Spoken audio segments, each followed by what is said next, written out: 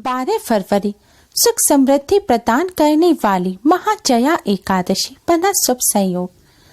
बस 2 केले, पूरी साल जमकर बरसेगा पैसा, होगा सभी परेशानियों का अंत। ओम गणेशी महागणेशाय नमः। राधे राधे दोस्तों, कैसे हैं आप सब। दोस्तों, माघ का पवित्र माह चल रहा है। माघ मास की शुक्ल पक्ष की एकादशी को जया एकादशी के नाम से जाना जाता है। इस बार जया एकादशी का व्रत 12 फरवरी दिन शनिवार को रखा जाएगा। जया एकादशी का हमारे धर्मशास्त्रों में विशेष महत्व बताया गया है। इस एकादशी के दिन भगवान लक्ष्मी नारायण का पूजन कर व्रत करने से ब्रह्म हत्या जैसे महापाप से भी मुक्ति मिल जाती है, साथ ही कष्टों से छुटकारा मिलता है। इस दिन भगवान लक्ष्मी नारायण का पूजन करने से जन्मों जन्मों के पापों से भी छुटकारा प्राप्त होता है। जो मनुष्य जया एकादशी का व्रत करते हैं उन्हें मृत्यु के पश्चात मोक्ष की प्राप्ति होती है और उन्हें भूत प्रेत के योनि में भटकना नहीं पड़ता। जो इस व्रत को रख इसके पुण्य को अपने पितरों को प्रदान करते हैं उनके पितरों को भी भूत प्रेत के योनि से मुक्ति मिल जाती है और पितरों की आत्मा को शांति मिलती है। इस दिन भगवान लक्ष्मी नारायण का श्रद्धा पूर्वक पूजन करने मात्र से ही कष्टों से छुटकारा तो मिलता ही है, साथ ही घर में सुख समृद्धि भी आती है। इस बार जया एकादशी का व्रत 12 फरवरी को रखा जाएगा और व्रत का पारण 13 फरवरी को किया जाएगा। व्रत पारण करने का शुभ मुहूर्त है 13 फरवरी की सुबह 7:01 से सुबह 9:15 तक और द्वादशी तिथि शाम 6:42 पर समाप्त होगी। द्वादशी तिथि समाप्त होने से पहले एकादशी व्रत का पारण अवश्य ही कर लेना चाहिए, तभी व्रत पूर्ण और सफल होता है। यह एकादशी भगवान लक्ष्मी नारायण की कृपा प्राप्त करने के लिए बहुत ही खास मानी जाती है। दोस्तों, आज के इस वीडियो में हम आपको एकादशी के इस शुभ संयोग पर करने वाला एक बहुत ही आसान और असरकारक उपाय बताने जा रहे हैं।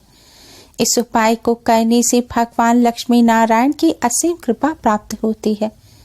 धन की देवी माँ लक्ष्मी की कृपा से धन संबंधी समस्याएं दूर हो जाती हैं।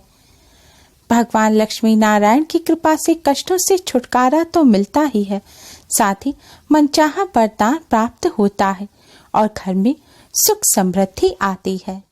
दोस्तों, वीडियो में आगे बढ़ने से पहले वीडियो को लाइक कर अपने फ्रेंड्स के साथ शेयर जरूर करें। अगर आपने हमारे चैनल को अभी तक सब्सक्राइब नहीं किया है तो यूजफुल वीडियोस के लिए चैनल को सब्सक्राइब कर बेल आइकन को भी जरूर दबाएं। दोस्तों, भगवान लक्ष्मी नारायण को प्रसन्न कर भगवान लक्ष्मी नारायण की कृपा प्राप्त करने के लिए और मनचाहा वरदान प्राप्त करने के लिए आप 2 साबुत पीले केले लें। दोस्तों, आपको ऐसे 2 केले लेने हैं जो एक साथ डंडी में ऊपर से जुड़े हुए हों। केले लेने के बाद आप इनको अच्छी तरह से पानी से धोकर साफ कर लें। अगर आपके घर में गंगा जल है तो गंगा जल का इन पर छिड़काव कर इन्हें शुद्ध कर लें। अब इन दोनों केलों को आप एक प्लेट में रख लें। दोस्तों, पूजन शुरू करने से पहले स्नान कर स्वच्छ वस्त्र धारण करें। हो सके तो पीले रंग के वस्त्र पहनकर ही आप यह पूजन करें, नहीं तो आप पीले रंग का रुमाल या फिर दुपट्टा सिर पर ढककर भी पूजन कर सकते हैं। ध्यान रखें, नीले या काले रंग के वस्त्र पहनकर यह पूजन ना करें। अगर आप संध्या काल के समय यह पूजन कर रहे हैं तो आप मुंह हाथ पैर धोकर फिर से स्वच्छ वस्त्र पहनकर पूजन करें। अगर आपको कोई स्वास्थ्य संबंधी समस्या है तो आप बिना स्नान किए मुंह हाथ धोकर गंगा जल का छिड़काव कर भी यह पूजन कर सकते हैं। दोस्तों, केले की यह प्लेट अब आप अपने मंदिर में रख दें और एक कटोरी में साफ पिसी हुई हल्दी लें। हल्दी में शुद्ध जल या गंगा जल मिलाएं। अब आप इस हल्दी से सबसे पहले भगवान श्री गणेश को तिलक कर भगवान श्री गणेश को प्रणाम करें। फिर भगवान लक्ष्मी नारायण को प्रणाम करें और भगवान लक्ष्मी नारायण यानी कि भगवान विष्णु माँ लक्ष्मी जी को तिलक करें। आपके घर भगवान विष्णु की प्रतिमा ना हो तो भगवान श्री कृष्ण, लड्डू गोपाल, सीता राम जी, आपके घर में इनमें से किसी की भी तस्वीर हो, प्रतिमा हो, आप उनको तिलक करें। तिलक करने के पश्चात अब आप इस हल्दी से एक केले पर स्वास्तिक का चिन्ह बनाएं। दोस्तों, आपके राइट हैंड की तरफ यानी कि दाएं हाथ की तरफ जो केला रखा हुआ है उस पर आपको स्वास्तिक का चिन्ह बनाना है और लेफ्ट हैंड की तरफ जो केला रखा हुआ है उस केले पर आपको अपना नाम लिखना है। आप हिंदी में या फिर इंग्लिश में अपना नाम लिख सकते हैं। दोस्तों, अब यह केले आप भगवान लक्ष्मी नारायण के चरणों में रख दें और भगवान जी के सामने एक दिया जलाएं। हो सके तो शुद्ध घी का दिया जलाएं। शुद्ध घी ना हो तो डालडा घी या जिस भी घी मीठे तेल का आप दिया जलाते हैं वह आप जला सकते हैं। दिए के साथ एक सुगंधित धूप बत्ती भी जलाएं। ध्यान रखें, दिए को आप किसी प्लेट के ऊपर रखें। आज के दिन दिए के नीचे चावल ना रखें, क्योंकि एकादशी के दिन चावल का इस्तेमाल करना वर्जित होता है। दोस्तों, दीपक जलाने के बाद आप इस दीपक में एक साबुत फूल वाली लौंग डाल दें। ध्यान रखें दोस्तों, आपको लौंग साबुत फूल वाली ही लेनी है और यह लौंग जल्दी नहीं चाहिए। इसलिए अगर आपका पीतल का दीपक है जिसमें बाती लगाने के लिए अलग से स्टैंड होता है तो आप वह दीपक जला सकते हैं, या अगर खुला हुआ सादा दीपक है तो उसमें आप लेटी हुई बाती लगाएं। अब आप भगवान विष्णु जी के द्वादश मंत्र ओम नमो भगवते वासुदेवाय का 108 बार जाप करें।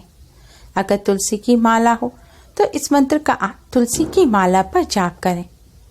मंत्र का जाप करने के पश्चात दोस्तों आप भगवान श्री गणेश, भगवान लक्ष्मी नारायण को प्रणाम करें और आपकी जो भी मनोकामना है, आप नौकरी की कामना करते हैं, नौकरी नहीं मिल पा रही है, विद्यार्थी हैं, पढ़ाई में सफलता नहीं मिल रही, या विवाह में विलंब आ रहा है, या कोई रोग है, या घर में पैसा टिकता नहीं है, धन संबंधी समस्या है, जो भी आपकी समस्या है उस समस्या को दूर करने की भगवान जी से प्रार्थना करें। जो भी आपकी मनोकामना है उसे भगवान जी के सामने बोलें और मनोकामना पूर्ण करने की प्रार्थना करें। दोस्तों, इस तरह पूजन करने के पश्चात आप अपने मस्तक और कंठ पर भी हल्दी से तिलक करें। फिर दोस्तों आपको यह केले मंदिर में ऐसे ही रखे रहने देने हैं और अगले दिन सुबह उठकर स्नान आदि करने के पश्चात आप इन दोनों केलों में से स्वास्तिक वाला केला ले लें और उस केले को अपने सिर पर 7 बार बारें, यानी कि 7 बार क्लॉकवाइज केले को अपने सिर पर घुमाएं और फिर इस केले को ले जाकर आप गौ माता को खिला दें। सिर पर केला बांटते समय और गौ माता को खिलाते समय आपको ओम नमो भगवते वासुदेवाय मंत्र का मन ही मन जाप करते रहना है। गौ माता को केला खिलाने के पश्चात आप गौ माता को भी प्रणाम कर आपने जो मनोकामना भगवान जी के सामने कही थी वही मनोकामना गौ माता के सामने कहकर मनोकामना पूर्ण करने की प्रार्थना करें। अब दोस्तों आप अपने घर आ जाएं और मंदिर में भगवान जी को आपने जो भोग लगाया है, जो प्रसाद था, उस प्रसाद को आप अपने परिवार के सदस्यों में बांटें और प्रसाद बांटने के पश्चात दोस्तों आपके नाम लिखा हुआ जो केला है, अब इस केले को आप स्वयं प्रसाद के रूप में ग्रहण करें। दोस्तों, भगवान लक्ष्मी नारायण को प्रसन्न करने का ये बहुत ही असरकारक उपाय है, क्योंकि भगवान विष्णु जी को केला अत्यधिक प्रिय है। केले के पेड़ में भगवान विष्णु जी का वास होता है और इस तरह केले का यह उपाय करने से भगवान लक्ष्मी नारायण अति शीघ्र ही प्रसन्न हो जाते हैं और अपने भक्त को मनचाहा वरदान प्रदान करते हैं। इस उपाय को करने से माँ लक्ष्मी की कृपा से धन संबंधी समस्याएं दूर हो जाती हैं। भगवान श्री हरि विष्णु अपने भक्तों के हर कष्ट को दूर करते हैं। दोस्तों, कोई भी पूजन या उपाय पूर्ण श्रद्धा से किया जाए तभी उसका शुभ फल प्राप्त होता है। इसलिए इस उपाय को आप पूरी श्रद्धा और विश्वास के साथ करें। दोस्तों, उपाय करते समय आपने जो लौंग दीपक में डाली थी, आपको अगले दिन यह लौंग उठाकर किसी शुद्ध बहते हुए जल में या तो विसर्जित करना है या फिर आप किसी भी पेड़ पौधे की जड़ में थोड़ी सी मिट्टी खोदकर वहां पर इस लौंग को गाड़ सकते हैं। इसे ऐसे ही इधर उधर ना फेंकें, इस बात का विशेष ध्यान रखें। इस उपाय को करने के साथ ही आप कुछ बातों का विशेष ध्यान रखें। हो सके तो आप भगवान विष्णु जी को जो भोग लगाएं उसमें तुलसी का पत्ता अवश्य ही रखें, लेकिन आज के दिन तुलसी का पत्ता तोड़ना नहीं चाहिए। इसलिए पहले से जो टूटा हुआ पत्ता रखा हो उसको आप धोकर भगवान विष्णु जी को अर्पित कर सकते हैं। आज के दिन आप नाखून ना काटें, बाल ना काटें। आज के दिन ब्रह्मचर्य का पालन करें। भगवान विष्णु माँ लक्ष्मी जी के भक्तों को एकादशी की रात्रि को जागकर रात्रि जागरण अवश्य ही करना चाहिए। आप पूरी रात भर जागकर पूजन ना कर सके तो रात्रि में कुछ समय आप भगवान विष्णु जी के ओम नमो भगवते वासुदेवाय मंत्र का जाप अवश्य ही करें। एकादशी में रात्रि जागरण का विशेष महत्व होता है। एकादशी में रात्रि जागरण करने से भगवान लक्ष्मी नारायण की असीम कृपा प्राप्त होती है। दोस्तों, एकादशी के दिन इस आसान से उपाय को कर इससे लाभ अवश्य ही प्राप्त करें। उम्मीद है आपको हमारी ये वीडियो पसंद आई होगी। प्लीज लाइक करें। हमारी इस वीडियो को अपने फ्रेंड्स और रिश्तेदारों में ज़्यादा से ज़्यादा शेयर करें, जिससे वह भी इसका लाभ उठा सकें। हमारी और भी वीडियोस के लिए हमारे चैनल को सब्सक्राइब करना ना भूलें। Thanks for watching. Radhe Radhe.